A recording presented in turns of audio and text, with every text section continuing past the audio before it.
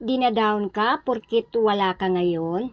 Okay lang yan, bilog ang mundo. Baka gulatin sila ng panahon pag nagkapalit kayo ng sitwasyon. Ito lang ang masasabi ko mga beshi. Sa mundong puno ng panghuhusga, madalas na tayong mahusgahan base sa ating kasalukuyang kalagayan. Ang mga taong ito na nagmamalasakit lamang kung ano ang wala tayo ay nagiging hadlang sa ating mga pangarap at ambisyon. Ngunit, huwag kang panghinaan ng loob. Alalahanin mo, okay lang kung wala ka ngayon. Sa bawat pagsubok at paghihirap, may nakalaan na pagpapala. Ito ang mga sandaling nagbibigay sa atin ng lakas, determinasyon at pag-asa. Ang mga taong ito na nagbaba sa atin ngayon ay hindi alam ang ating mga hinaharap na tagumpay. Tandaan mo rin, bilog ang mundo. Ang mga taong nanlalait at nagbaba sa atin ngayon ay hindi